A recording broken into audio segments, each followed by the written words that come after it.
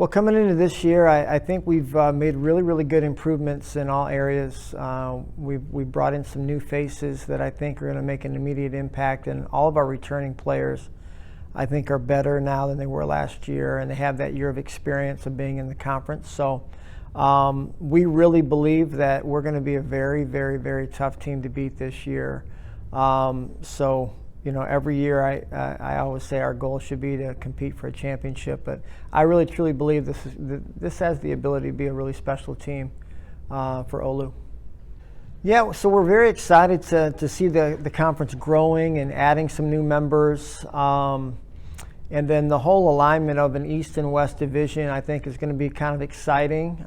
So we get to play everybody in the league this year, but we'll play our West opponents twice in a home and away format. I just think it's going to be exciting. We'll play teams from the Eastern pool, if you will, just one time. And so there's a couple of teams we've never seen before and a couple of teams who opted out last year that we haven't seen yet before. So all those things will be exciting for us. But I just like the fact that our league is growing. And because it grew, we actually have 2 bids to nationals instead of our tournament champion. Our regular season best record will also go, and then our tournament champion will go. So it gives us 2 more opportunities to get in there and make a run at nationals. It's been a long time since we've been in there. Well, we have a very comprehensive schedule. We have 56 games right now on the schedule, barring weather or any type of unforeseen circumstances. It's really a good schedule where I think we're going to be tested. We have several top 25 opponents, whether they be in our preseason tournaments in February or whether they be in Gulf Shores, Alabama, which is an exciting event that we're going to be going to for the first time. So I think 4 out of our 5 opponents are going to be nationally ranked. We just got the schedule a little while ago. And we'll bring in a couple of nationally ranked teams to our own field in the first 2 weekend tournaments in February that we host. So we'll have a good opportunity to kind of be tested, and we're certainly excited about those challenges and excited to be able to play at home instead of having to travel early. We normally have some of the best weather in the country in San Antonio in February, and so it makes no sense for us to travel a lot. So we're excited to bring those challenges right here to our own backyard. Yeah, I mean, we've made some really nice additions. They're great character kids. We're going to suit up 22 players this year in the spring, and 17 of those players are what would be classified as upperclassmen. So we're really a mature group, and these young women have been playing softball for a long time. We brought in 6 transfers from other universities or junior colleges, and then we've also brought in a couple freshmen who are going to be suited up as well. And from the fall, they all have contributed in one way or another, but they strengthen us in every position group, whether it be outfield, infield, pitching, catching. The 6 transfer students that we brought in, they are really helping us in every area on the field. So Rebecca Duran is a kid from Austin who is a 4th-year player who is a very good infielder and had played a lot of shortstop for us in the fall. Cassie Valdez is a kid that can play corner, but then also is going to be a starting pitcher for us and really strengthens us in the circle. Caitlin Terrasis is a local kid from Southwest High School who's actually in grad school with us now and is a corner infielder and a really good, powerful hitter. And then we have 3 other kids that are from JUCOs that are also contributing. Sierra Gutierrez, Christy Salas, and Dominique Rodriguez are all kids who come from really successful backgrounds and have paid immediate dividends to our program. We're excited to have Sierra back. It's unfortunate a couple years ago that COVID cut short our season, but I'm happy that the NAIA has allowed all the players in the country an opportunity to come back for a 5th year if they think it fits their their career path. And so Sierra, we're excited to have her back. We do believe that she's one of the best pitchers in our conference, if not in the country. She's very, very hard to hit. She has the record for most strikeouts in the history of our program, and her very next strikeout will be number 500 in her career, which is an amazing accomplishment. But yeah, so we have a lot of kids who have played a lot of games for us here in OLLU since I've been here. And it's just a well-rounded group. Madison Nunn had a great end of the year last year and was co-defensive player of the year in our conference. And I think she's going to have a great year. Joanna Gonzalez, Ariel Montgomery, Jennifer Estrada, Angela Ramirez, they are all kids who I think have been out there and have a lot of experience. And I think, you know, they're ready to take the next step and put ourselves in position to win a championship, go to nationals, and make some noise at the national level. I think they're ready.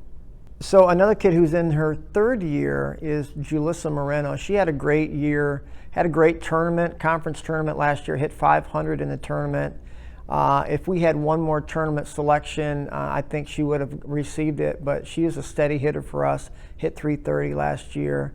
So I'm expecting big things from her. And then another fourth-year kid that I didn't mention with our list of seniors before is Kayla Dries. Now, Kayla unfortunately suffered a knee injury in January last year and had to receive surgery. And so she's been on the rehab comeback trail since then. She had pretty much a full fall season, and we really missed her last year. She's a really, really good player for us. She had a nice fall season. She's back healthy, and we're just excited to see what Kayla can do this year. I think we have a really good coaching staff simply because we kind of are well-rounded. I think we have people who do different things very well. And so Jody Armijo and Nick Espinosa are back with us, and they've been here since I've been here. And so we kind of know the routine of our program. But we're super excited to welcome back Kat Arocha. I mean, so she's a great player in the history of our program, but she really brings a unique perspective to the circle, and she's been there before, and she does a great job of developing, I think, pitchers. And so we've been leaning on her to kind of share her experience with our staff, and I think it's going to really strengthen that position group. And then I also have, again, Ashley Lenington is a kid who just graduated, and unfortunately for our players, she's their favorite Coach Lenington, which I'm not real happy about, but it's true.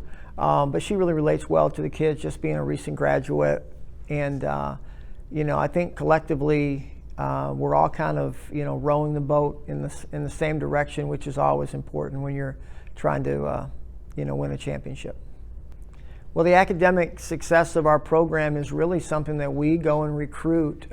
So it's a red flag for me when potential recruits are struggling in the classroom, because I know that the rigor of a college life is probably just more difficult than what they've been experiencing at the high school level. So when we go out and recruit players, we look at the academic success because it says a lot to me, and certainly just collectively the academic makeup of our program has been very, very good. I'm super proud of them. They work hard at it, and it never takes a back seat. The academic success and the work needed never takes a back seat to the athletic success here. It's always been a philosophy of mine, and it's something that we'll continue to do. But no, I mean, it is a great accomplishment for these kids and how they're representing their family so well. Well, I mean, we're very excited to, for the first time in our school history, have an opportunity to host the conference tournament here in San Antonio. And we partner with St. Mary's University because the tournament is now an 8-team field. We do need 2 different facilities. And so we'll be splitting up the games between St. Mary's University and here at Our Lady of the Lake University. Championship Saturday will be here at Our Lady of the Lake, and so we're very excited. We've worked very hard on our facility to make sure it's one of the best in the conference, and we feel like it is that now. We've worked very, very diligently to put ourselves in position to host something like this. So It's exciting for our kids. They've never had the opportunity to play at home. And I think it's been very well well accepted from the conference, and they're looking forward to see what we can do. So we're excited about putting on a good tournament in May, and hopefully it's something that the conference would like to do, in the future years. So we've added several elements to our facility. We've fenced off the facility to kind of give a better access points for fans. We've also added a complete concession stand, which I think the fans will really, really enjoy, and our parents are excited about being able to offer. We're also going to be opening up our press box, which is going to be really, I think, one of the nicest parts of our facility. We're really, really excited about that. So we've been working hard fundraising, and parents have been helping out, and so those are all things that we've been doing that I think will really kind of just make a great atmosphere to our facility. Well, I think the Hall of Fame was just a cool idea, and I really felt like there was a tradition of winning that was put in place here long before I got here.